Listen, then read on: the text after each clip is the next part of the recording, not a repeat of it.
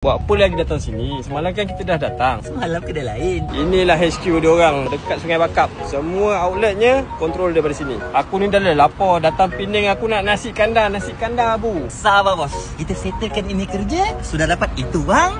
Baru kita pergi makan Cip, kau hantar banyak-banyak mesin carbon blaster dekat Penang ni kenapa?